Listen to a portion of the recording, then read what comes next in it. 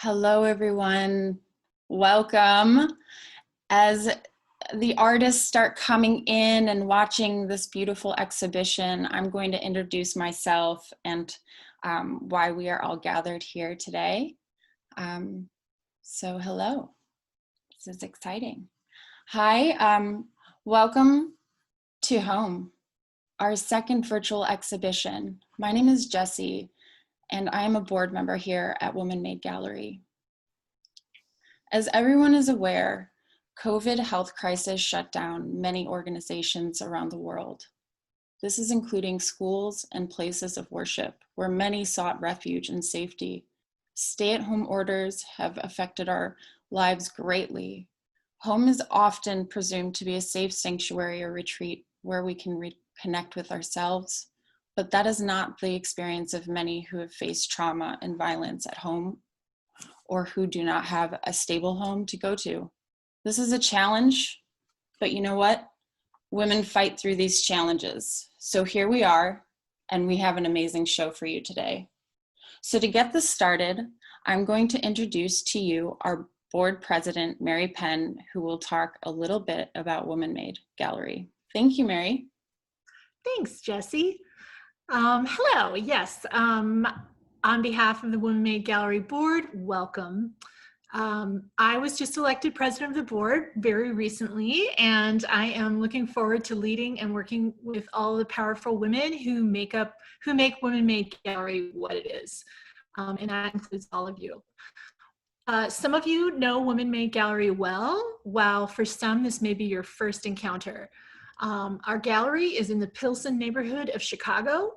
But like everyone else, and as Jessie mentioned, we've had to cancel in-person opening receptions and postpone gallery programs since March. Of course, nothing like this has happened in the 28 years this gallery has been operating. We thank everyone for bearing with us and supporting us throughout this time, especially when we had to cancel our gala this past spring. Despite these trying times, Woman Made Gallery has continued to thrive. We are looking to safely reopen the gallery space with our next show, Process and Materials, curated by also board member Yoon-Shin Park. We're planning this to be a hybrid virtual in-person show, so that will be very interesting, and it will open in early August, so stay tuned for that. And last but not least, Woman Made Gallery's mission is to support, cultivate, and promote the diverse contributions of women in the arts through exhibitions and other programs that serve, educate, and enrich the community. Now more than ever, we want to live that mission. Since 1992, Woman Made Gallery has shown over 8,500 artists in 435 group and solo shows. Of those 297 group shows, 42% were juried by non-white, non-straight individuals. So we think we have a pretty good record of supporting, cultivating, and promoting the diverse contributions of women in the arts, but we know we can do better. One way we can do better is by doing board and staff diversity, equity, and inclusion trainings, and by discussing our practices around inviting diverse jurors. As an organization, we are taking time over the next few months to put written policies in place to ensure that we are truly fulfilling our mission. So thank you again for joining us today, and as always, for your support and for your membership. Now I'd like to introduce the welcome videos by our artists.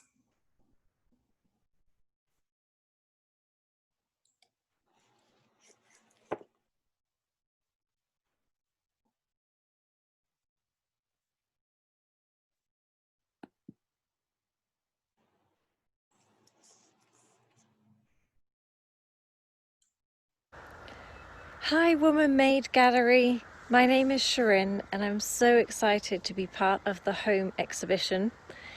I hope that your home has really come into its own during this lockdown and that you found some sacred spaces within it or some sacred companionship with those that reside within it. So excited to see everybody else's work. And cheers to all of the other women artists out there sharing our creativity together.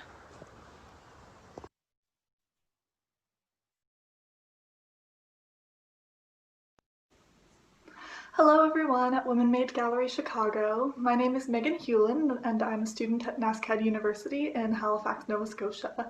I'm pursuing my BFA with a major in textiles, but I also have interests in sculpture, printmaking, and book arts as well. I'm thrilled to be participating in my very first international exhibition with my work in home. So thank you for keeping the arts alive in these strange times, and I hope everyone thoroughly enjoys the show.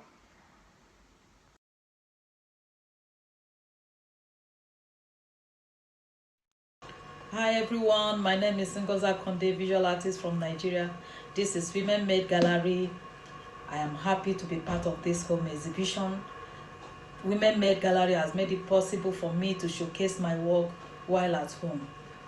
I'm happy to be part of this exhibition. Thank you for what you're doing for women all over the world. Thank you very much. Happy viewing.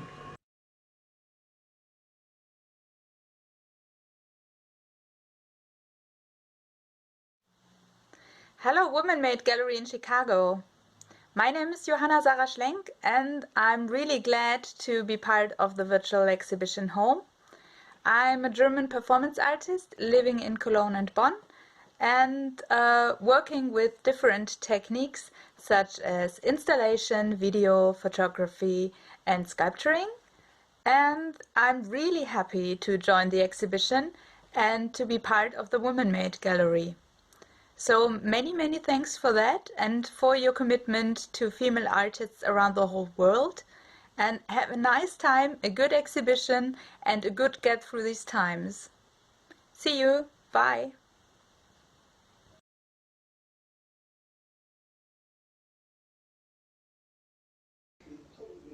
Oh, hello, Women Made Gallery in Chicago. I'm here in London painting a bar of soap, which is what I've been doing during the pandemic. My name's Juliet Gooden. I'm so delighted to be part of your exhibition. Thank you very much for including me. And I'm sure it's going to be a great success. Sorry not to be able to be there, but I look forward to seeing everything and to joining in with the Zoom. Okay, thanks so much. Bye.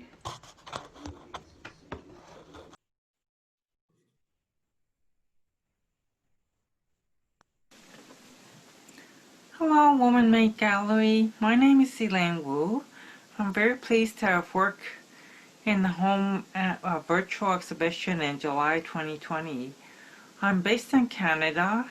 This is my first art exhibit. So lovely to connect all around the world with so many women artists.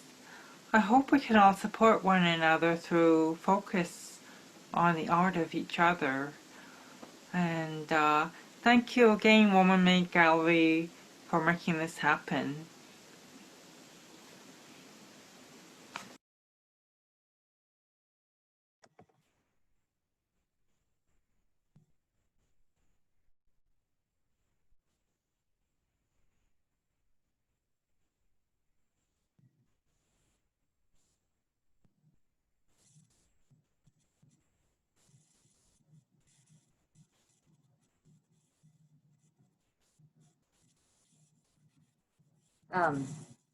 I was expecting an introduction, but that's okay. Hello, I am Jennifer Weigel. I am the juror for the home exhibition. Thank you so very much for having me. It's been an honor working with Woman Made Gallery and getting a chance to see all of the amazing and incredible artworks that have come in. With all of this, my thoughts surrounding the show were with the stay-at-home orders that a lot of people were thinking a lot about home and what it means to be home. And I began thinking about this myself and exploring all of the different ways that our lives are touched by those people that we share our most intimate spaces with. And then there are those people that we cannot be at home to see right now, and other circumstances at home that may not be as idyllic as we wish that they could be. Not everyone has a safe or stable home to go to. So with this in mind, I had expressed an interest to Women Made Gallery about the show. and we had an amazing response. There are such incredible artworks featured. I was really amazed and drawn to the diversity of expression in these pieces, and very glad that all of the artists participated, and want to thank all of you for sending your amazing works. I wanted to point out the way that we are going to structure the reception is that we've kind of broken it up into different themes based around works in the show and exploring different thoughts that people were looking at during COVID and in response to some of their thoughts on home. At the end of each one of these themes, there's going to be a brief 1-minute question and answer session. So please feel free to put any questions if you have questions for anyone related to any of the interviews or the videos in the chat box, and we can address those questions at the end of that theme. So thank you again for joining us. And our first theme is going to be based around tradition and community. So I have invited 2 artists to share videos based around tradition and community and how they connect with community during COVID. Thank you, Jennifer.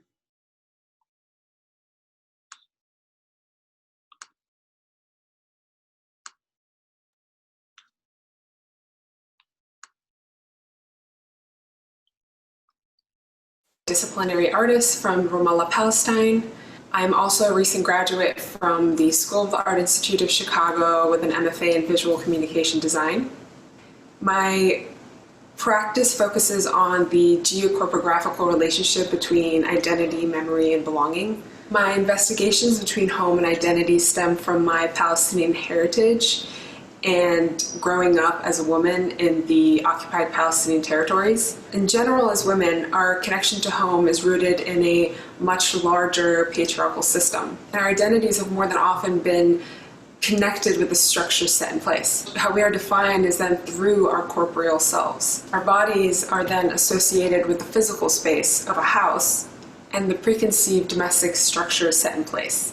In my practice, I investigate how trauma and colonialism manifest themselves in the infrastructures of our daily lives, and especially in my direct domestic space as a Palestinian woman. Overall, in defining what home means for a woman, there comes a process of shedding enforced ideologies and redefining our own bodies within the domestic space. Our identities then become less defined by our physical space, and this is when a sense of belonging can begin to materialize, and an alternative expression of home is defined.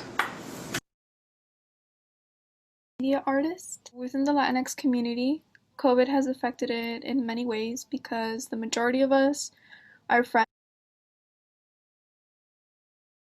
and family, don't have the privilege of working from home or working where we aren't exploited for our labor. There's been many people whose family has gotten COVID and has passed away because these big corporations or factories or companies where many of our family members work, they just want to continue producing at whatever cost. Brown bodies are replaceable to them. Specifically on the piece that I did for Women Made Gallery, I decided to focus it on spirituality. With churches and places of worship being closed, these safe spaces and rituals of going every Sunday or more to pray were no longer available, and they are no longer available to us. Our need to practice praying and go into a space to meditate or find peace has since grown, and we're praying more for each other.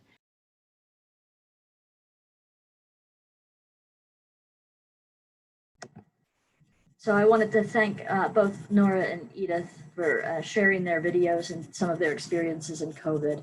I really appreciate your willingness to highlight some of your experiences in the middle of this and where your works have been coming from. At this point, I would like to invite Jennifer Jenkins for an interview. So Jennifer Jenkins has created an incredible piece that she has, it's titled based around the time period in which she created it, May 2019. Jennifer, are you here? I am here. Oh, good. Okay. Welcome, welcome. Thank you very much for joining us today. Thank you. I love your work, and I was wondering if maybe you could talk a little bit about your process from start to finish and where your artworks stem from. Sure. So my process is really what my work is. It's process based. And so I have 7 Shetland sheep. I live in Zanesville, Ohio. It's a really small town, and we are known for farming and other things as well, but we're a very rural area. I did not grow up on a farm, but this is something I decided to do as I got older. But there is some history in my family of farming, having sheep and things like that. So my sheep reside on my father's cattle farm, and from start to finish, it takes a year for the wool to grow that I harvest.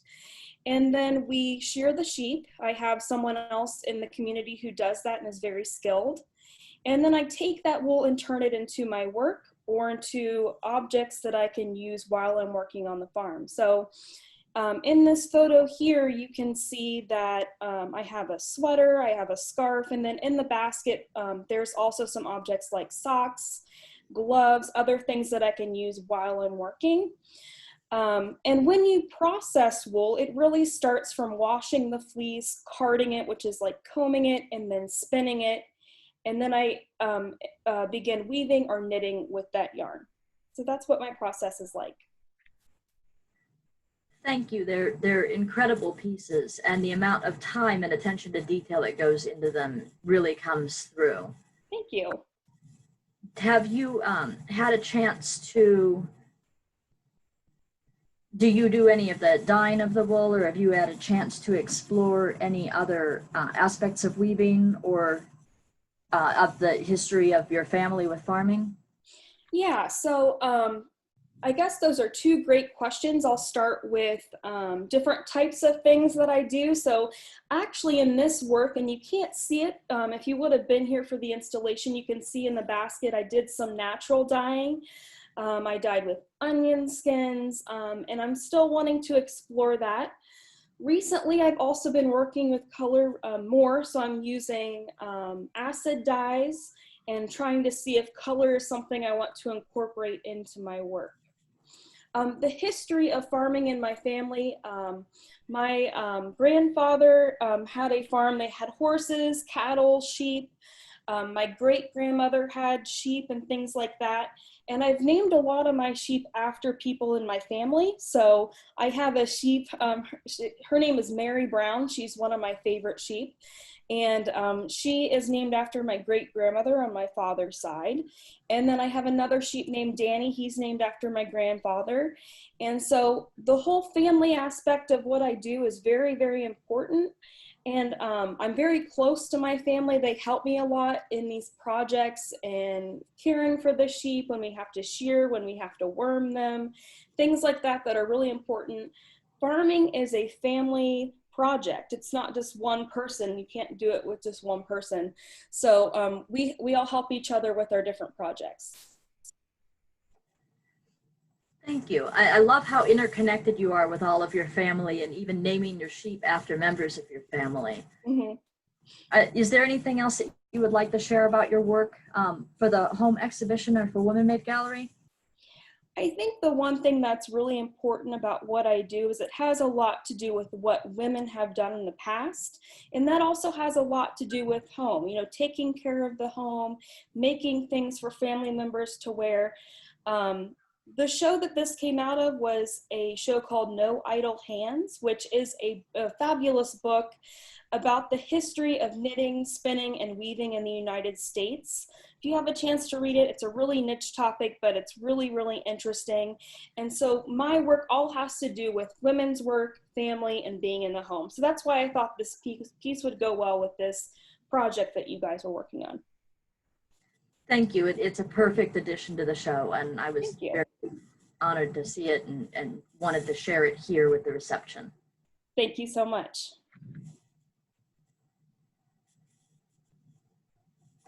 Wow, this has been amazing. So I thank you so much. And were there any questions about the traditions and community works?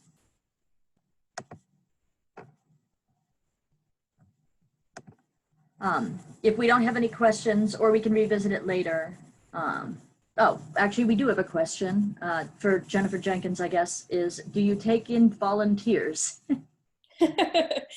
You know, that's something I haven't done. That's something that I think would be really great about community, is bringing in different people to the farm. So I haven't considered that yet, but that's a great suggestion. So thank you. Yeah, that would be very cool because you could do it as an educational outreach too. Definitely, yes.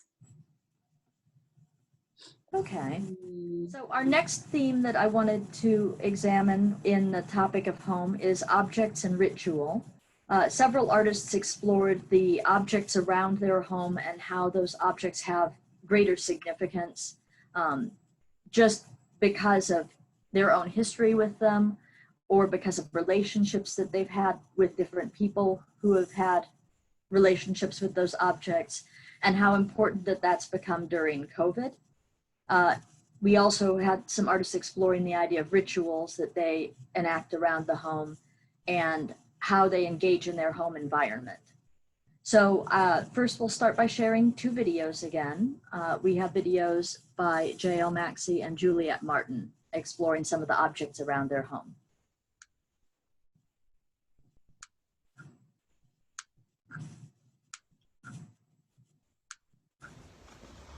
Hi, my name is J.L. Maxey. I'm an American living in London, and I have never felt so far away from my family as I do now. It is such a stressful time in the world, and being unable to comfort those that I love with a hug or a cuddle is extremely frustrating. That frustration reminded me a lot of how I felt when I was little and my emotions seemed too big for me.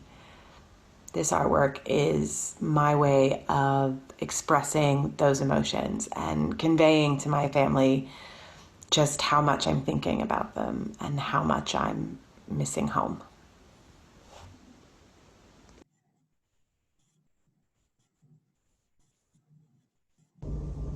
Hi, my name is Juliet Martin. I live in my apartment. So the coronavirus has made things a little different. When my husband takes the trash out, I'm afraid he'll never come back. I'm so afraid of being alone. I sketch a lot, and I noticed in my sketches, I was sketching mugs and telephones and chairs. I was creating little relationships. And then I started to create these tapestries that had my dining table. It had mugs and cups and plates and forks, and all of these things became my friends.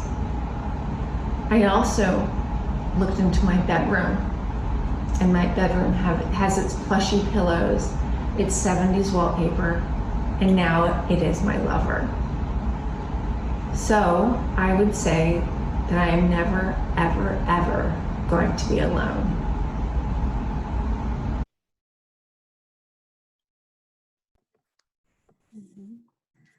I wanted to thank both of you for sharing your videos. And part of the reason we're including the videos in this panel is that I just couldn't have so many panelists, and I wanted more artists to be able to express some of the things that they were feeling in their works and conveying in their works. So thank you both so much. I loved being able to have an opportunity to explore your homes with you and some of the objects that have influenced your artwork and your connections with your family members. So thank you so much. At this point, I want to invite Karen Hanrahan over to for an interview. I'm sorry if I mispronounced your name. I'm not good with names. Are you here? Karen? I'm here, yes. Oh, good, good, thank you. Hi, Jennifer. Hi, welcome, welcome. Thank you for joining us for the home reception. Thank you for having me. I love your photographic pieces. I loved your description of them with how you just gather all of your dishes in silverware in the sink until you've used every piece. and then you have a ritual of washing them. And I was hoping that maybe you could kind of elaborate on the role that ritual plays in your life. I'd love to comment on that. First of all, this photograph and this so-called ritual is actually making fun of myself and how I hate to wash the dishes, you know, and dislike especially washing the cutlery. So I have this little rule that I make that says I'm allowed to go to the very end of the cutlery drawer and have all these things collect in my stainless steel sink until I must wash them because I have nothing else to use. Along the way, of course, as a visual artist, I see the beauty in the day-to-dayness of, and that's where I say that this is ritualistic, is that it's the same thing over and over and over. You know, the dishes are always going to be there. They're always going to need to be washed. We use cutlery every day. So, yeah. Well, and I find it kind of even if you're looking at it from kind of a humorous standpoint of looking at your own habits, it's such a beautiful acceptance of that journey of being able to just leave the cutlery and know that it's going to be there. And that becomes sort of a constant part of your life, coming and going as the dishes accumulate more. And I love your photographic explorations of them and the details that you pick out. So how many different kinds of silverware do you have? I think there's 3. So there's the floral, there's the silver, and then there's the plain sort of fan-looking one. And then I have a few eclectic special pieces like a pickle fork or a beautiful soup spoon or a kind of a serving fork. I used to collect these things, but as I have moved in life, I've whittled it down so that it's well, it's still a lot of silverware, but. Thank you. Yeah, that I also liked how all of them were different, but they all kind of just sit in the sink together as one. Do you wash them all by hand? I do wash by hand. And it's funny that you mentioned the thought of them being one. A few of my friends have commented that as they assemble in the sink that they are in harmony with each other, you know, and it's a nice representation of kind of a collective. Yes, they definitely do kind of have their own sort of sensibility about them in that environment.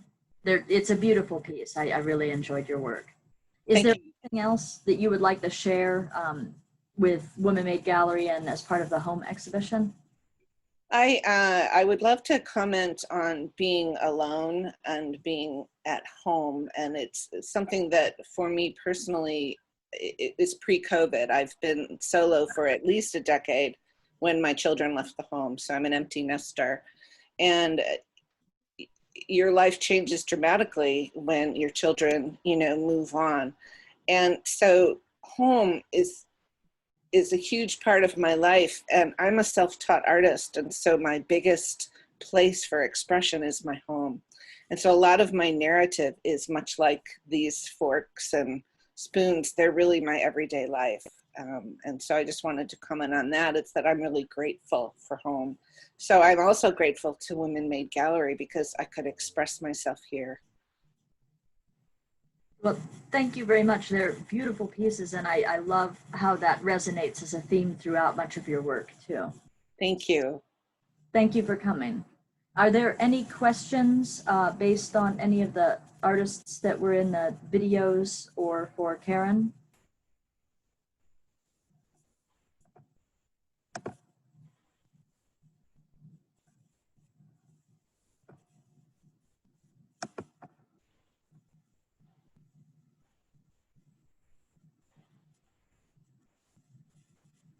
Well, thank you all 3 again for sharing your works. I really love how objects can be imbued with such presence within the home and how important those objects become in conveying just the everyday nuances of our lives, things that we might overlook or take for granted that become so important at times like this. The next theme that I wanted to touch on is relationships, both with others and with oneself. So several of the artists explored the idea of their relationship with themselves, especially if they were staying at home alone during COVID. Others were exploring the relationships that they have with those intimate members of their household whom they've been more closely confined with in recent history, and also those members of the community and of their families outside of the home that they haven't been able to share and experience life with in recent history. So I invited 3 artists to explore some of these themes in videos, and we are very glad to be able to share those videos with you now.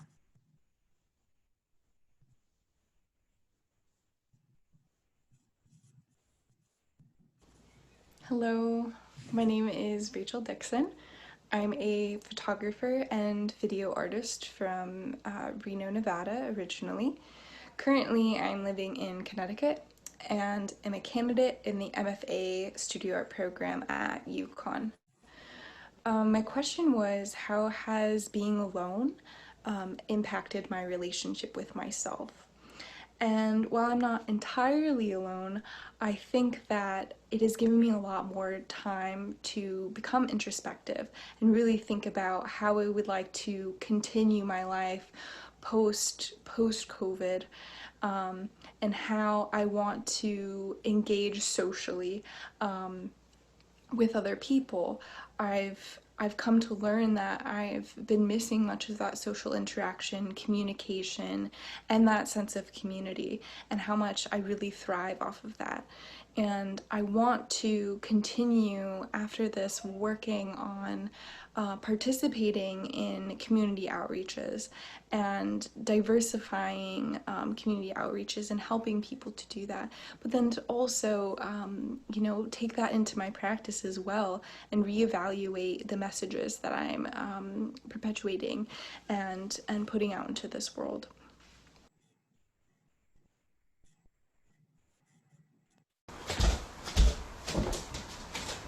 Hi everyone, my name is Lee. I come from China and I live in New York currently. Coronavirus changed everyone's life. Because of the coronavirus, so we have to stay at home. So the home has multiple functions like home school, home office, home studio, even home playground. This is a big challenge for the female. And sometimes I think challenge maybe means opportunity. So during this very specific period, as a female, I think how to be a better mother, better wife. The most important thing is how to be a better myself. I really appreciate Woman Made Gallery and the curator. Very thank you for letting me as the part of this exhibition, and I hope everyone can enjoy this show. Thank you.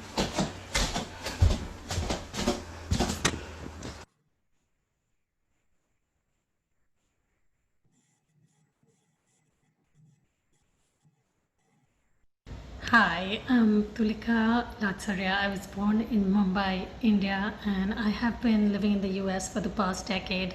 My work is a narrative about exploring my journey across borders, and it addresses themes of identity, migration, and loss as a catalyst for cross-cultural understanding.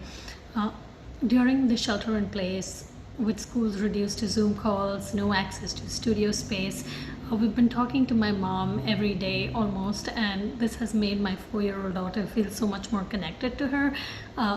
My mom has been making these crochet outfits for her since she was born, and she's been doing that even more so in the pandemic time. And my daughter has been sketching continuously to try and process this new world around her, a world full of masks, a world where we stay at home and we're afraid of everything. It seemed logical that these works come together and bring us together, this connected feeling and this constant emotional roller coaster of stolen moments of joy and feeling of caged frustration. She sent her crochet via courier, and the first package was actually lost in the lootings, and the second one reached us, and it kind of culminated into this joint work, and I'm so glad to have it in this show. Thank you.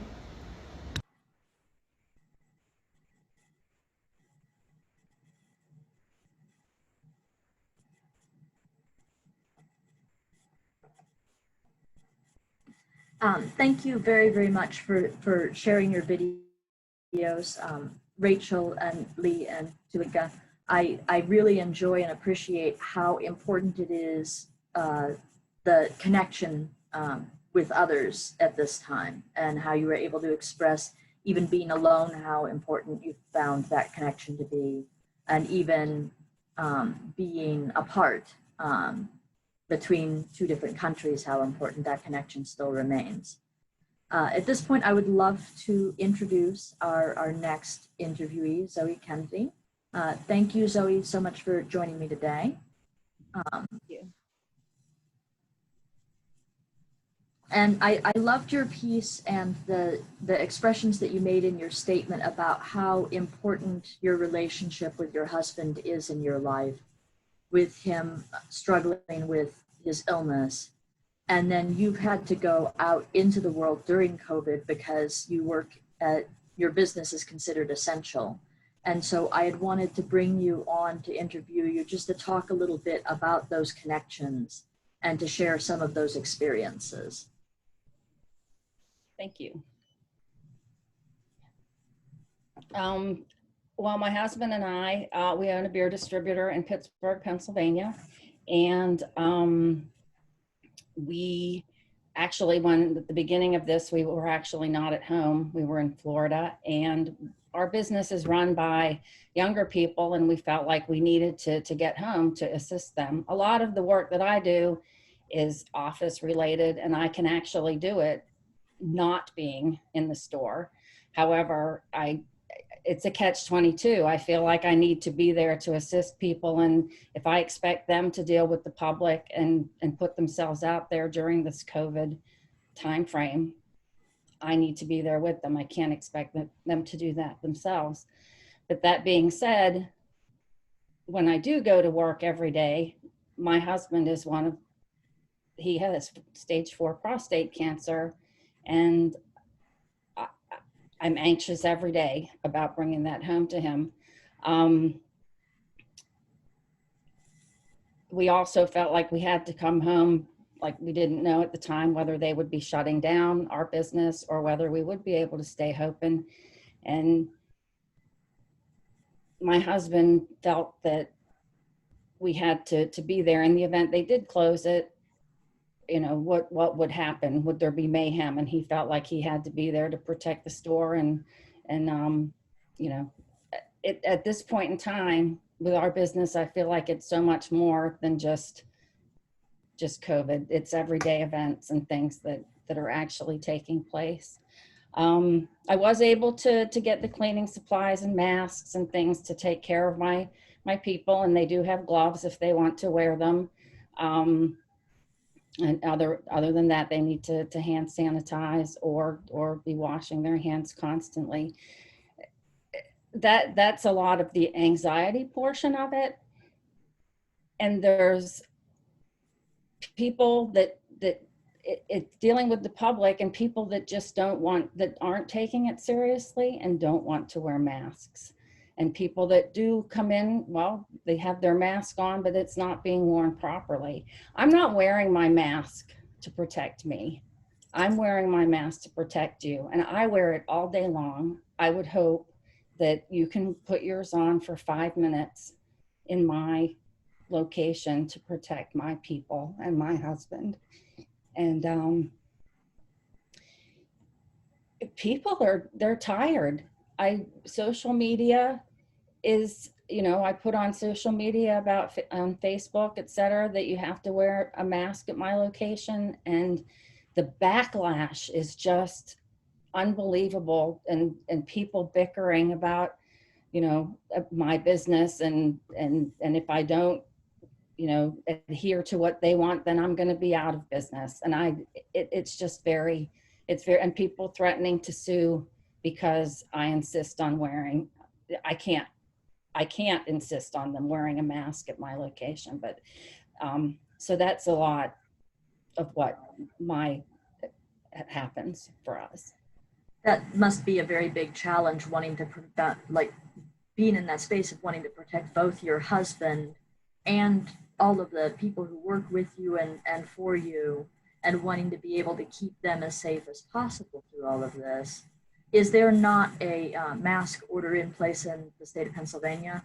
Oh, there is, but people come in and just say, I don't have, and well, there is, and it states though, unless there's a medical condition why you can't wear a mask, and you don't have to prove that condition, you can just not wear one.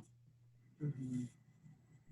Well, I'm sorry that you've had to deal with so much backlash, especially online and on social media in regards to public safety, and you're wishing people to wear masks in your place of work. I mean, you have to be there regardless. So has it been difficult to balance trying to be there for your employees and also trying to be there for your husband at home? We just try and do things very, very carefully, and since I submitted the you know, my work, etc., things have changed, and my husband has spent time there, even though, you know, all the kids, and we have 7 kids between us, and everybody is apprehensive about his health, but so he has spent more time there, and we just try and be more careful with it. Is he glad to be able to be more engaged as well in the middle of all of this? He just retired. There's other things he'd rather be doing. That's fair. Understand. In the chat, I noticed somebody asked what kind of business you have. Again, they must have missed that part. Oh, it's a beer distributor, which is, it's a difficult business right now.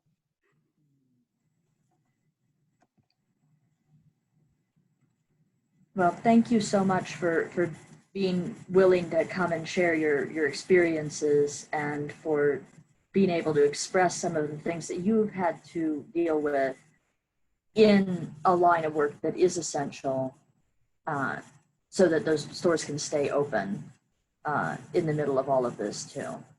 Thank you, Jennifer.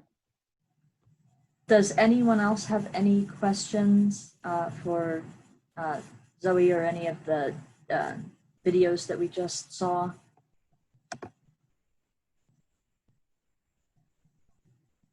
Make sure you check out the chat. There are some amazing and wonderful comments. So thank you so much, everybody, for all of your support, and for sharing your sentiments regarding some of these experiences as well. So thank you all.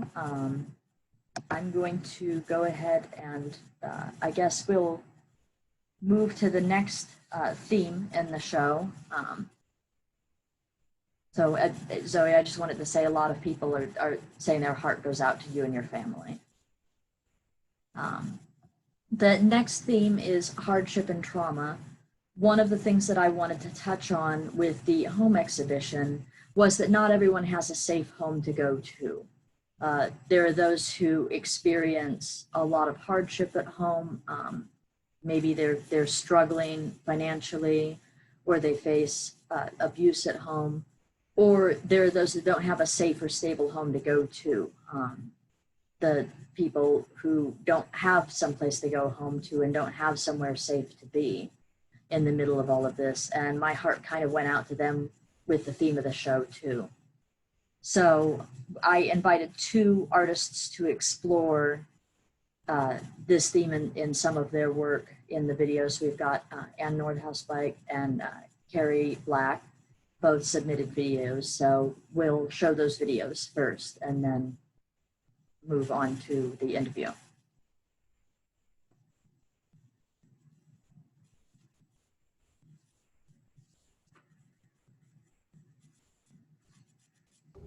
I'm Ann Nordhaus Bike, and I'm from Chicago. My piece, Broken Home, includes a broken Lenox dinner plate, and there's a lot of symbolism related to that. 34 years ago, my husband and I registered for wedding china, as many people at that time did, a very traditional pattern, and one of them broke a while back, and we went to throw it out, the pieces, and they looked very beautiful to me even though they were broken, and I couldn't bring myself to throw them away. So I kept them in my studio, and I knew that I would do something with them. And what resulted a little while back was this piece called Broken Home. Last year, my husband and I had many, many losses, including my father as well as his father. And when your parents die, the last of them, as these men were, many changes come into your life. You don't know that they're coming, but they do. It's as if a pin has been pulled out, and families often break apart. And just by the nature of changes, people move on, changes happen. This piece reflects how I feel about these changes that I have no control over. I'm living in a time when my life, in many respects, the whole idea of home is exploding, and yet there's beauty in it. It's very broken in the sense that it's falling apart. It's sharp and dangerous like these pieces. It's cutting away parts of my life. However, I know that something new is coming. I don't know what that's going to be, but I do have hope, as you can see at the top here, even in the middle of loss and things breaking apart. I'm Kari Stieglitz Black, and I'm happy to participate in the home exhibition for the Woman Made Gallery. The question I was presented with was how I met the people I painted and what are their needs. I met Tian and Raven while walking to my studio at School of the Art Institute of Chicago. I was always struck by the number of homeless on the streets as I walked to and from the museum, my classes, or my studio. They were there first thing in the morning, late at night, and some all night, huddled in doorways, laying on beds of cardboard that they pulled from dumpsters. I was also struck by the way pedestrians hurried by and the effort they made to pretend they didn't notice the homeless. Now, in fairness, many people might care about those folks and not know what to do about them, and so find it most comfortable to look away and keep walking. But as part of my daily routine, I always bought a couple bunches of bananas and boxes of granola bars and had my belt bag full of dollar bills. I handed them out and would also stop and ask people their stories. Often the folks seemed startled that someone would stop and talk to them, and then they readily confided. I don't know what versions of their stories were accurate, but they all had one thing in common: just hanging on and waiting for something that would arrive and make their situation better and or their troubles go away. There is a shortage of beds for people who want them, but also people who don't want to sleep in shelters for a variety of reasons involving their own or others' mental health issues, addiction problems, and now fear of the virus. The problem is complex, and the solution is too, and will require will and money, involving equitable education, job opportunities, and prison reform. Very often people with a record cannot get a job, and then what alternatives do they have?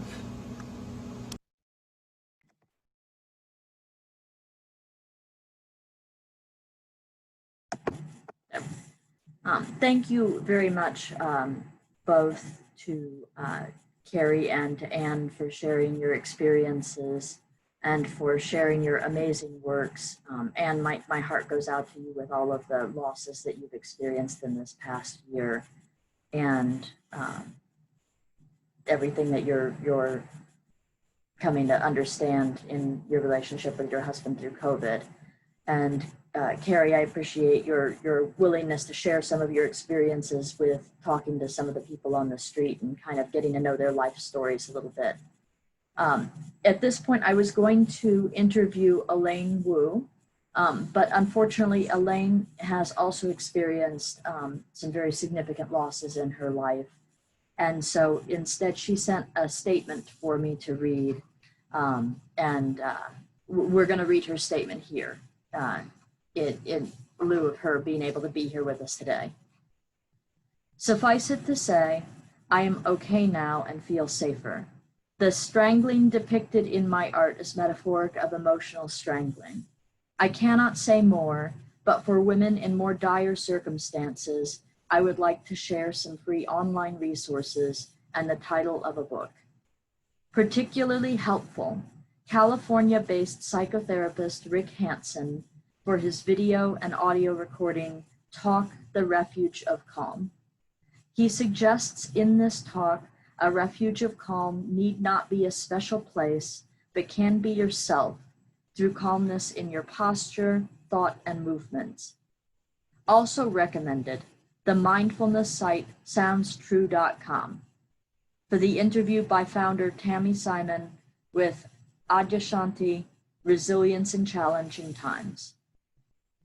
Reading, Nava Smolash's, under the pen name of Nora Samaran, book of short essays, Turn This World Inside Out, The Emergence of Nurturance Culture, through AK Press, Chico, California, 2019, made all the difference in my life.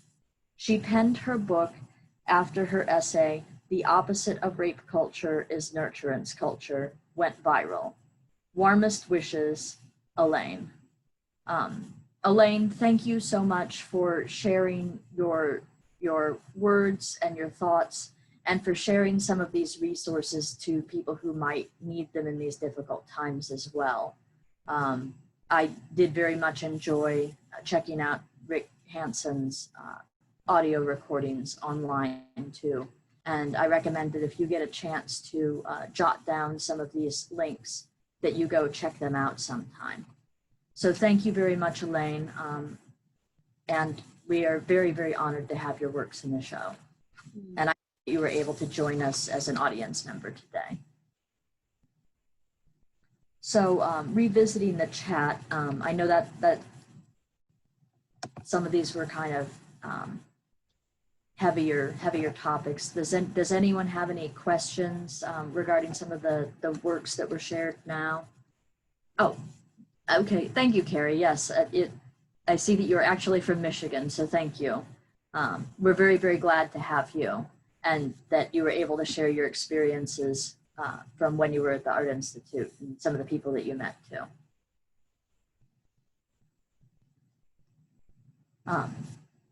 So after exploring the theme of hardship and trauma in the home, I had wanted to kind of look outside of the home to those people that found the sense of home in nature and in their environment and surroundings, and feeling at home kind of with the world as a whole. So I invited a couple of people to share some videos, and we'll go to those videos first.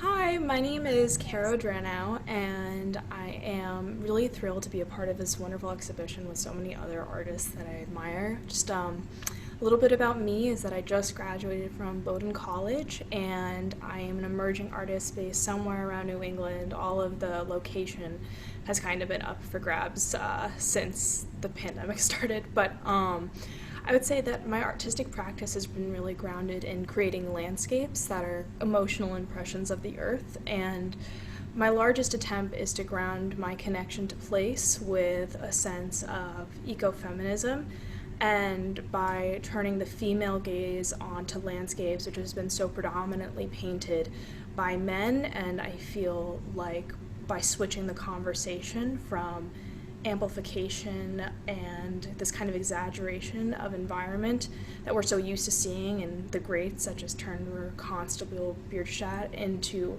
more evocative, more resilient landscapes is something that I'm really interested in investigating. And that's really what has prodded my investigation since being in quarantine, and I've been isolated in a little kind of cabin in Maine, and it's been a wonderful experience, although a little bit isolating. But one of the things I've reflected on is how a connection to place can build and grow and shift over time. And so being able to really just focus on one specific view in an iterative way, mine specifically of the seascape, has been a very enriching experience for me. Thank you.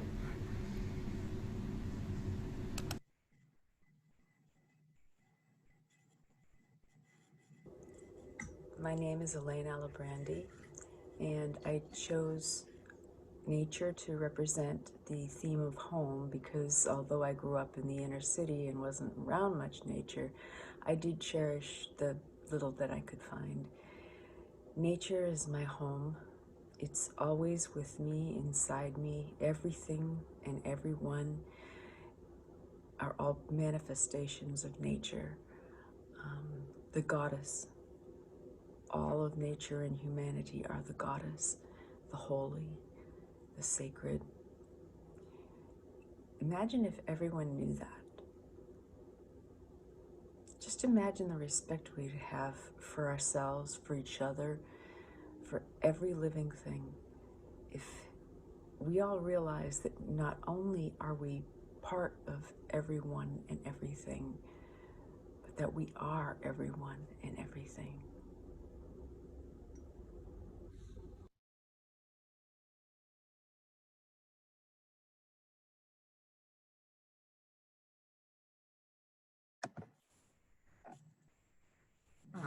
Well, thank you both very much.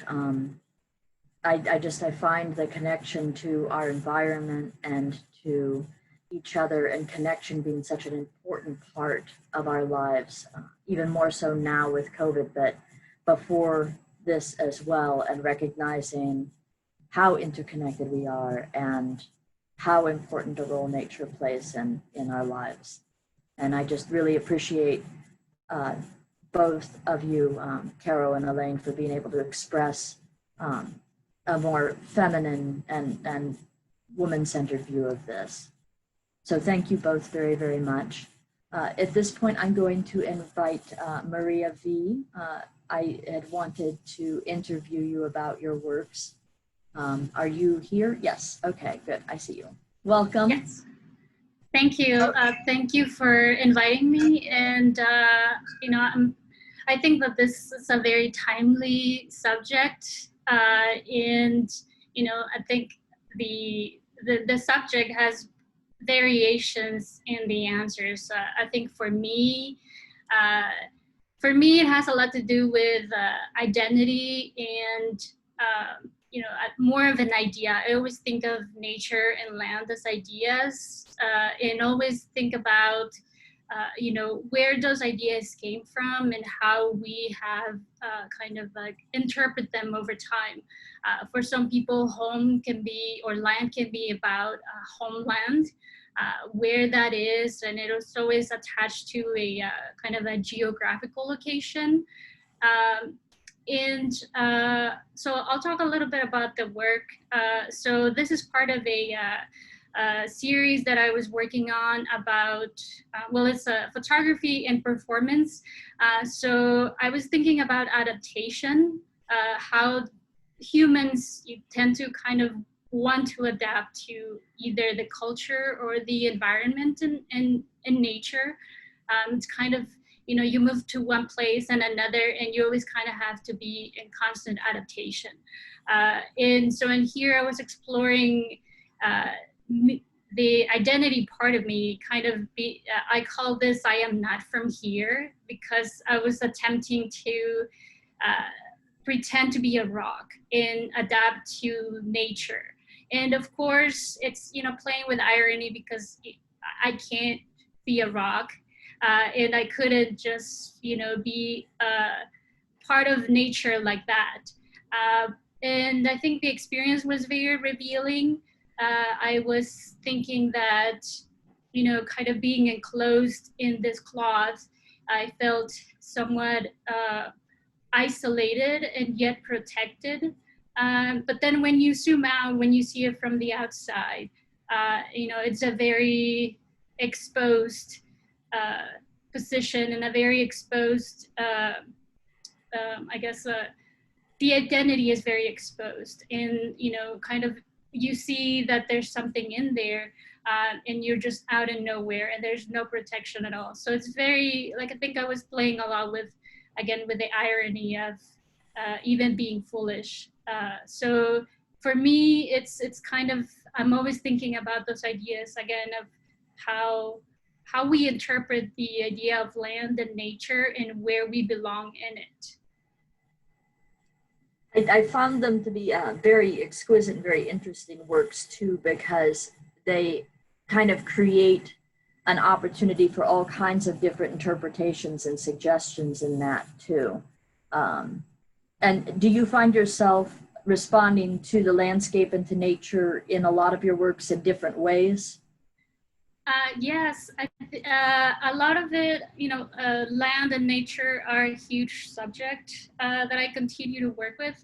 I work with maps. I started making sculptures with soil, kind of investigating even just all the details that have to do with soil. I did this project kind of pretending, and I say pretending, but it's more like I research these things.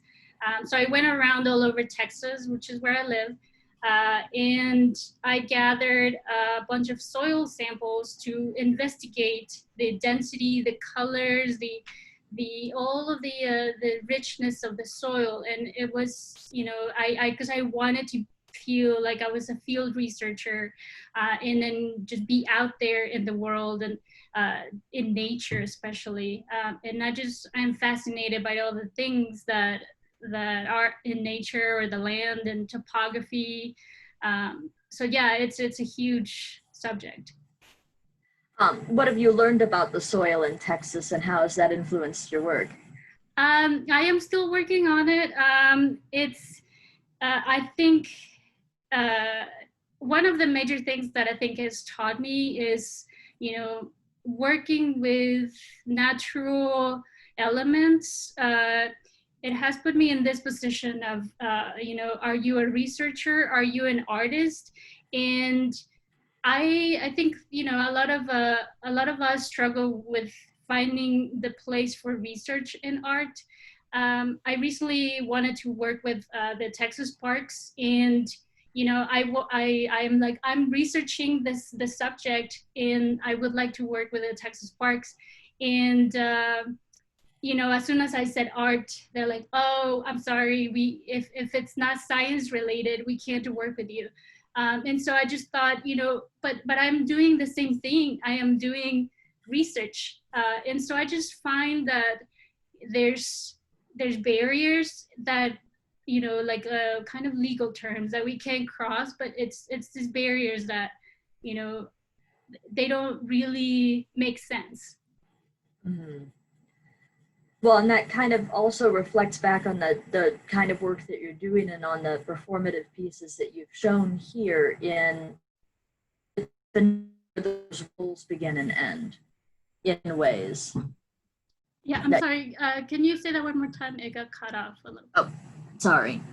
I find that really poignant, because it's almost very similar to some of the other things that you've experienced with the performances, and with kind of questioning where those definitions of those roles begin and end.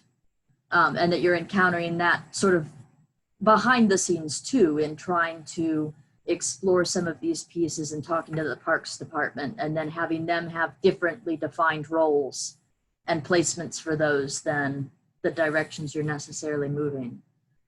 They're wonderful and exquisite works. I found them very interesting.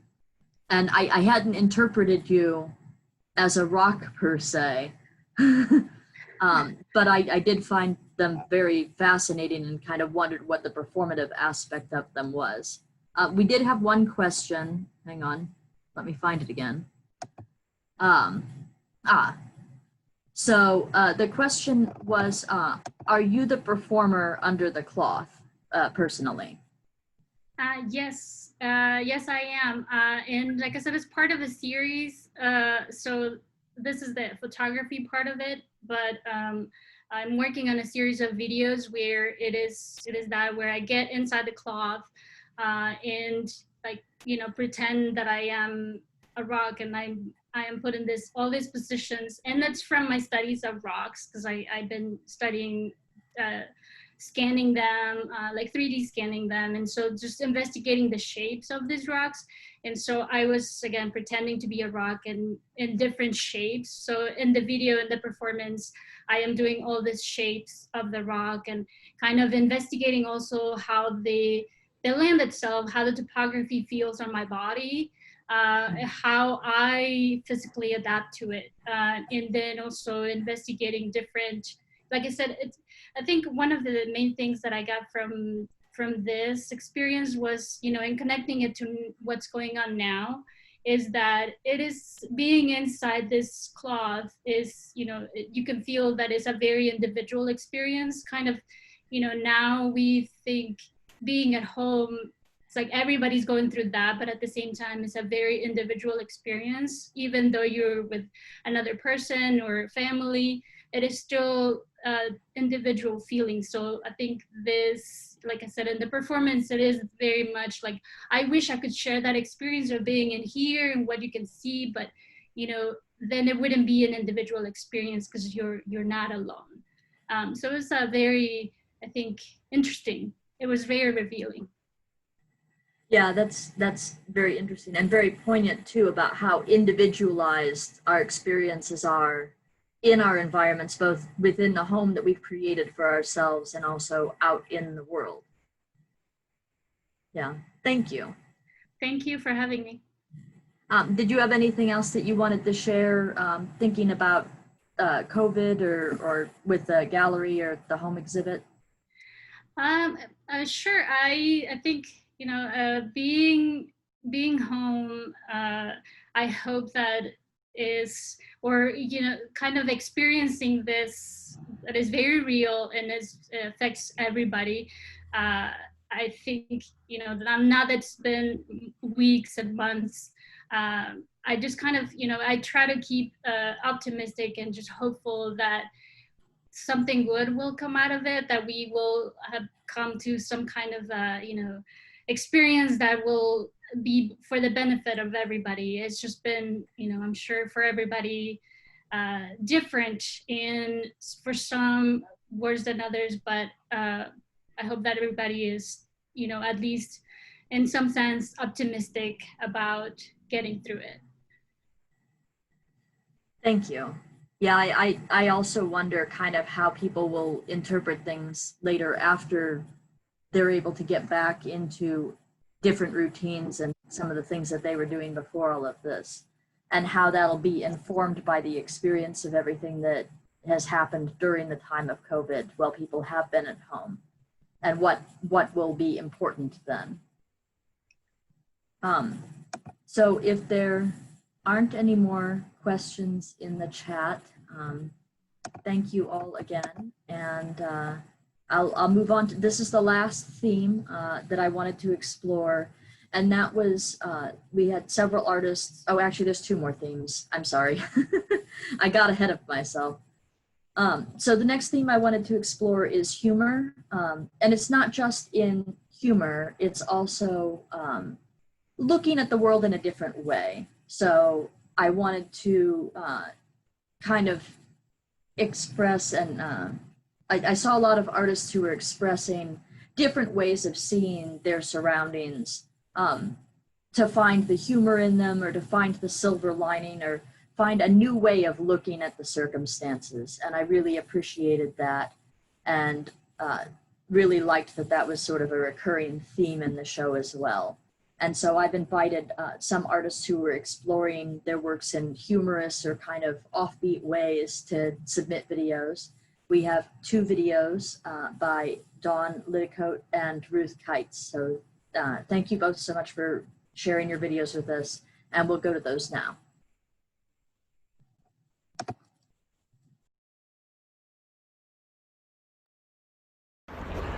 Hi, I'm Dawn Liddicoat. I'm primarily a ceramic and sculpture artist, and I live in Chicago. The question posed of me was, how did I seek companionship from these little goddesses or Venus figurines that I've been creating for a couple of years while sheltered in place? And the short answer to that is, they were here, and so was I, and nobody else was. I live alone, I'm divorced, and my children are grown, and those that lived in the area were really afraid to be around me when this whole virus started. So I'm in the high-risk category, and they were just afraid of possibly spreading the virus. So I spent a lot of time alone here, and yeah, it would get to me sometimes. I started taking this online course, and in the course I started photographing the Venus figurines in a lot of different areas and poses, and I would bury them on my deck and dig them up and photographed them in various stages of unearthing, and that was really fun. It felt like I was giving them lives of their own. So after that, I took them into the kitchen and put them all over the place, all sorts of fun poses, like out of the frying pan into the blender, and it was a really fun afternoon with them that day. I also made a lot of paper Venuses, paper doll Venuses with lots of pretty clothes. So basically it was a way of expending some creative energy and having fun while sheltered in place, all alone. And we're here today sitting out on my deck. I'll show you some of the girls. Here's some of the girls hanging out. There's Spooky, some of the Venuses on horseback, and then a few more over there. So just hanging out in the sunshine, having fun. Maybe we're having a tea party, maybe we're not. This is Ruth Kites in far south Texas in Los Fresnos. This particular piece that is in the home exhibition is Something Evil at the Door. It's from the COVID-19 series that I've been working on this spring. Window envelopes are not something new. When I look back over the many years, this is one of the first pieces where I used a window envelope. This was from graduate school. Window envelopes are a extension of the series that I've been working with for many years on doors and windows. Here I've used a scanned image and then manipulated that scanned image as part of the total collage. They show up in a variety of pieces, sometimes as themselves and sometimes as photocopies. Another piece from this series shows that there is hope, light at the end of the tunnel for what we're going through now with COVID-19.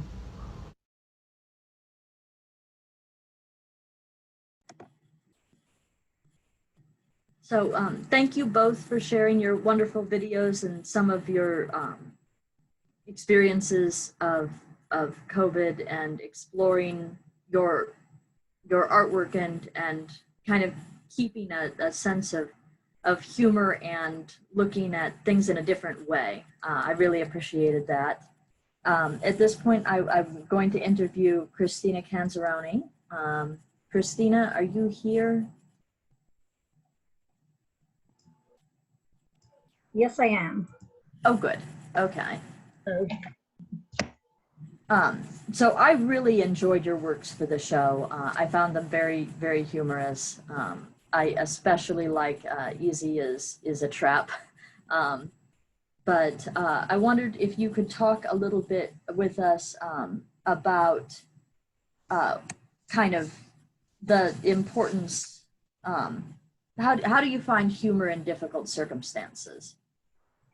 Well, I think it's very important to turn off the toxic news at a certain point and just get away from it and turn in and see ways of healing yourself. I find that humor has been the go-to for my family and friends. And at times I feel like if I can give that gift of humor, not only am I healing myself, but I can heal those around me, the viewers of my artwork. So that's been, there's always been that kind of aspect in my work, that it should bring a smile to your face. I also feel that right now we cannot, with masks, we can't even see each other's beautiful smiles anymore. So the only way to give each other the ability to sort of let go of all this stress that we're under is through humorous images and words. So that's an important thing that we can do. It's been a challenging time. I'm 140 days today without leaving my home. And everybody kind of, teases me, when are you going to leave? And I'm like, I'm not leaving. This piece, well, I'm not leaving until I get the all clear, that is. In this piece, I just found the whole absurdity of how we were disinfecting the mail, and we had a whole process where we had to put gloves on and leave the mail out for 48 hours and then wipe it down. So it just felt absurd, but it had to be done, of course. The badminton racket to me symbolized the futility of this invisible thing in our airspace that could harm us so terribly. So hence I saw this great image, retro image, which I like to use retro ads and images and photography that I composite in Photoshop. So hence the badminton from the badminton racket. So that's where I was coming from with this piece. I love turning to comedy to heal. I find when it's getting a little too toxic, I'll put on definitely a comedic show and feel so much better. In this piece, when the pandemic started, I'm here on Long Island in New York, and we were ground zero for a while, and the numbers were just mind-numbing and surreal. But you were stuck in your house, and normally I'm a pretty healthy eater, but I found myself eating ridiculous snacks and turning to them and giving myself permission.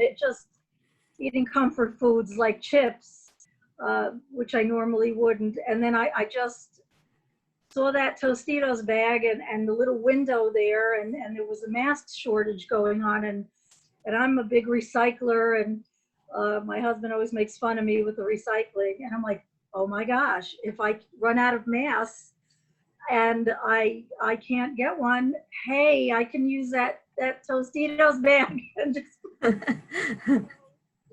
hence this piece.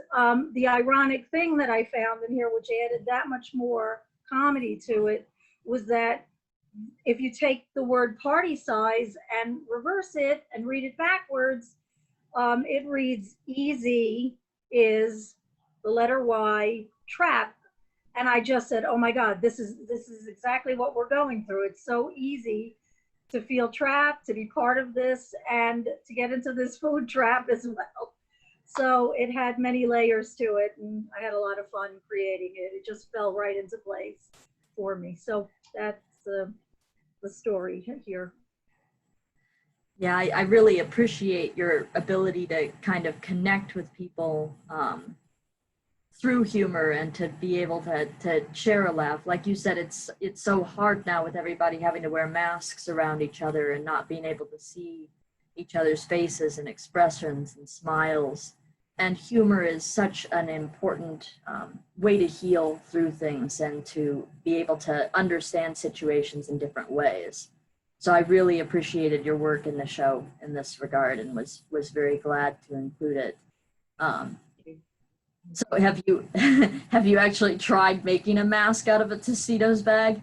I haven't gone that far, but I had considered in the beginning. I was having trouble getting masks, so I was trying to take household items and repurpose them and say, can I do this? So I've got a series of like self-portraits of myself bundled to my to my eyeballs, which occasionally I post on Facebook, and the kids get a good laugh, so gotta keep the humor in there to keep the sanity.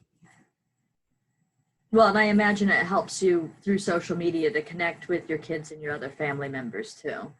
Yes, that's true. I mean, we're kind of scattered around the country. I have one daughter in Portland, Oregon right now, and my daughter-in-law, who's a flight attendant, got stranded in Louisiana for a while and then ended up traveling through Indiana, and now she's quarantined there. So it's been challenging to not get too emotional, with all of us in different places. I just want to hug everyone, and this is the only way I can this is my way of hugging, keeping the laughter going. I know that's always worked for us as a family and with my dear friends, all my female friends that are, trying to get through this, laughter is a thing that's in an ironic sense, laughter is keeping us strong a bit in ways we can kind of keep each other going. Yeah, being able to still see the humor in a situation, I think, is important.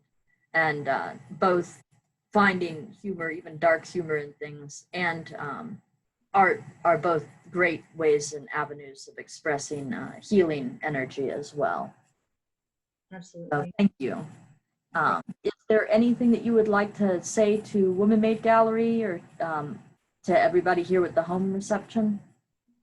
Well, just thank you for allowing me to be a part of this wonderful exhibition. And I have been in prior shows at Woman Made. So the gallery has been such an incredible support for me to get a level of confidence up in my art for a number of years now. And you just provide such an opportunity for women to speak and get their voice heard out there. Sometimes, comedy like this isn't always considered a very female behavior, and I've been told I'm a bit outspoken at times, and just have come back with something funny to not be stopped in being heard. So Woman Made has always been supportive, and thank you so much. Thank you. Thank you very much for being a part of the show, and I love your work. Thank you. Really appreciate it. Let me see if we had any questions in the chat. Oh, someone asked, Jennifer Jenkins asked if you deal with other issues in your life using humor as well. Well, I would say I do try to always, I guess my temperament, my personality is always to be a little bit snarky and look for that funny note in just awkward situations, and not be, I guess, a bit self-deprecating, not take anything too seriously within reason. My husband and I are both working from home now, and a lot of our days are filled with just trying to make a joke or just have a cup of coffee and a little bit of a momentary break through laughter. So yeah, I think it's always been part of my personality and the way I approach life, and some of the tough days, with that keeps me strong. Mm-hmm. It carries you through difficult times then. Absolutely. Oh yeah, for sure. Yeah.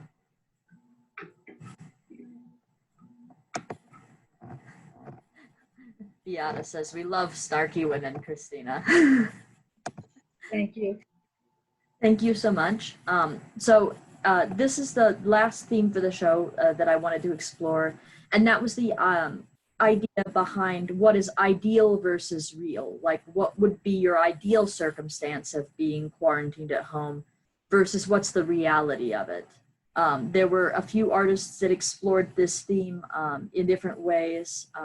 Pamela Hobbs had participated in a project that was based around the ideal I guess, living situation or your version, as absurd or surreal as you wish to get with it, called the Corona Maison Project. And everyone did things in a very similar format for that, so that they would all relate as though you were looking at different tenants on different floors of a high-rise building. And I really liked the contrast of her piece for the Corona Maisons Project and her actual view of her home. And then we also had Fanny Broder also submitted a video exploring some of the things that she wants, and some of the things that connect her with sort of the ideal reality, or creating and making manifest that ideal reality within the reality that we are confined to right now. So we'll go to those two videos next, and then we'll come back for our final interview. Hi, my name is Pamela Hobbs. I'm an artist and a fine art photographer. I live in Chicago, Illinois. The piece that I contributed to this show is called My Corona Maison. It's a painting which depicts my ideal room to be quarantined in. So my ideal room to be quarantined in includes a studio workspace because I love to make art. And during this quarantine, I spent a lot of time painting with watercolors. It also would include a bookshelf filled with books that I love to read. You could find my husband there, and in the evenings we would watch movies together. The only thing that my ideal room would include that I don't really have is a view to a beautiful backyard with lots of green space and trees and a bench to sit in. Since we live in Chicago, we don't really have a backyard, and we have a porch, but it looks out to an alley. Okay, thank you. Bye-bye.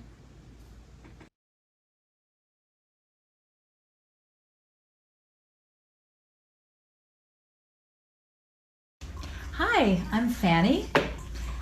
I think my wants and needs are reflected in my art by showing a sort of sweet and innocent place that I long for in or from my childhood. And I would say that COVID has really just exaggerated that desire to go back to that place. It's a nostalgic place. It's a place filled with color, imaginary friends, creatures, monsters, for example, in shows that I watched like Sesame Street.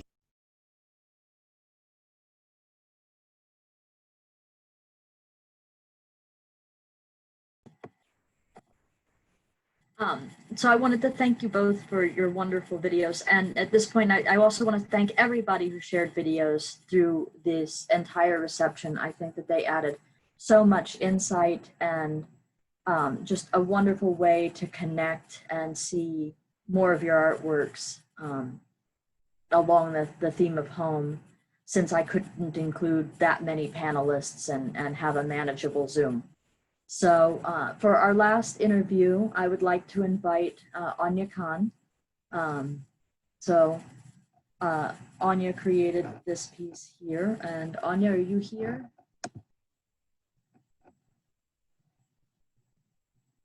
Hello, you are still muted. Hello. I love your environment, by the way. You are surrounded by plants. Thank you. It kind of looks like that piece of work right there a little bit, doesn't it? It does. It does. So through all of your life journeys and everywhere that you've gotten to get you to where you are, how has your concept of home changed for you? Well, it's been a really interesting thing for me because I was homebound for a very long time prior to COVID because of a rare disease. And home for me wasn't a really good thing during that time because I was forced into it, obviously similar to now, but back then it was a different circumstance. You could go out in the world, you could participate, and I couldn't really participate.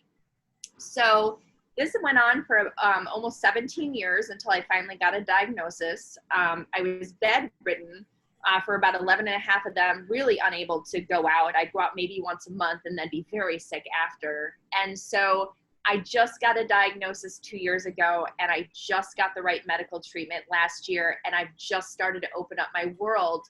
I have a rare disease where I'm allergic to a lot of stuff. So I've already worn masks. I'm already social distancing. Sometimes I have to leave places due to certain circumstances. And I think it was really hard because I was right in this place of getting ready to explore the world because I had the right treatment in the last year. And as I'm trying to blossom and get out after almost 20 years, the world shuts down and forces me home. And it's been hard. I mean, listening to this whole thing of everybody's experience, I have to say I've been very emotional. I was like, oh, I have to go at the end and I'm gonna like, my makeup's gonna be a mess, because it's just like this experience that everybody is having, and we have so many people from different countries, and you know, everybody has their own experiences, like not being able to really go out. I know I am on 4 months, you know, I started social distancing and sticking into my home the end of February out of just pure safety.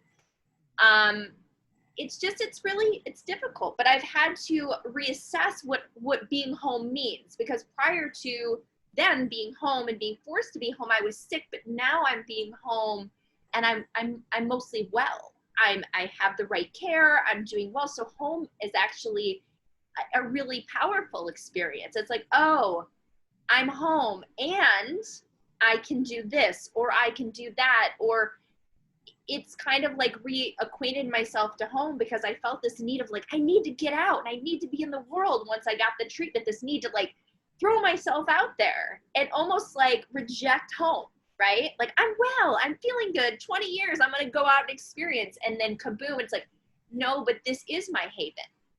This is a place where I've gotten well. This is a place where my dogs are. I'm safe in this environment. I have a good partner. I have art, and this piece is an exploration of something I don't do. I'm traditionally a digital artist because I'm allergic to most mediums.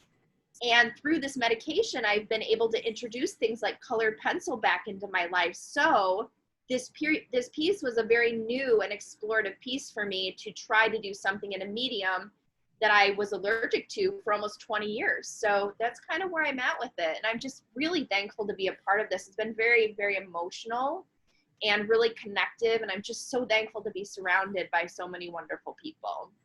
Oh, thank you so much for joining us. I love that you're able to get back into some of the media that you had to abandon for so long, and to be able to express yourself in new ways. And returning to home now, like, I imagine that must be very, very difficult, but you're probably looking at it in a different way and are able to kind of foster a sense of nurturing environment of somewhere you want to be, not somewhere you have to be. Mm-hmm. How have you found that has kind of evolved, and how have you expressed in your artist statement about finding home within? Mm-hmm. How do you find that your relationship with home within yourself has changed, and how your the way that you view being at home is different now? You know, it's a really good question. You know, for so many years I fought with my body. My body wasn't home to me. You know, it was always this fight against my body. And so for me, being able to have some sense of peace in my inner world inside of me helps me be able to deal with the world, you know, because when you have constant turmoil and you're constantly ill, it's very hard to deal with anything. I mean, you're just trying to stay alive. And since I'm not, sorry, I've told you I'm really emotional. Since I'm not just at a place of staying alive, I actually can thrive and enjoy. I really feel like home inside of me, like I've come to peace. I've had this, I can't go out in the world and ignore that. Like I have to be here and go, oh, I love myself. Oh, I'm okay. Like you can be with yourself. You don't have to run from this. And even if you do get sick or things do happen, you've gained this sense of almost self-comfort. So internally, there's a peace which helps me experience peace in my outer world. Well, and thank you, and I wish I could give you a hug right now, but like, no, I think that's so important, is being able to find that sense of inner peace, and that idea of coming home to oneself, I think, is one of the really most key elements that I love the fact that your work is very much exploring that now, and exploring some of those things that you weren't able to do, and fostering that sort of sense of peace within. And that way we can kind of make our homes into that nurturing environment we need them to be for ourselves at that time, as much as we can. I'm just very, very grateful for that. Let me see if there are any questions in the chat. you'll have to check out all the fabulous and amazing comments. Everyone should go to the chat at some point in time and look at all of the amazing comments. Is there anything that you wanted to say to Woman Made Gallery or to everyone here at the home reception? You know, it's ever changing every day. Our experience of home, our experience of connection, our experience of joy, every day and every moment is shifting. And that is life as in general. But really, I feel like it's shifting so quickly now with so many things. And it's just really, to me, remarkable to even just be in this experience and listen to other people talking about having, you know, people that are ill in their life, people that have passed away, or what they're dealing with personally, the struggles. And it really just, again, when I leave this conversation, I'm going to have to reevaluate and have to look at life again and go, wow, there's so many other people. I mean, I'm aware of that, as we all are, but we don't get to connect and hear about experiences of home. So it just really made me feel even more home because I had no other people are experiencing something similar. So that's pretty much it. Thank you. Thank you. Thank you. Yeah, I find that connectedness and being able to explore, I mean, home is such an intimate space. It's something that people very much make centered around their own life and their own life experiences. And to be able to share in that this afternoon and to share that kind of intimacy with each other, I think has been extremely valuable. I feel very blessed. So thank you. Thank you, Anya, and thank you, everybody. I guess that concludes the more formal presentation part of the reception. After this, we wanted to invite everybody to join us. We were going to try to go into breakout rooms, but instead we decided to just have a big dance party. So if you look in the chat, there will be a link to a Zoom meeting, and feel free to follow that link, and then everyone will be able to talk and speak, and we'll see everybody's videos all together, both audience and participants. And then we're going to post the recording of this panel later today on Facebook so that people can see it. So thank you so much for joining us. And then I hope you follow us to the dance party. Yay, thank you. Thank you, Jennifer, for such an amazing show and for putting this all together. And Jennifer has been such a delight in getting to know for the past couple weeks, and it's been such a pleasure to work with you, Jennifer. Couldn't have asked for a more perfect time for you to be with us. So perfect. And I hope everybody sees the Zoom that will join us on this Zoom party. I've got some music queued up for everybody. So if you're all ready, I'm excited to see you all. But you just click on the link that's in the chat, and we will be ready to go. So awesome. Thank you so much, Jessie. I really appreciate all of your help with this and all of your support through all of this too. Thank you. And thank you to all of our staff who's been incredible with this too. Marta has been behind the scenes, and Kiana has been behind the scenes spotlighting and being amazing. So I'm excited for you all to see everybody. And copy and paste the Zoom meeting too, just in case.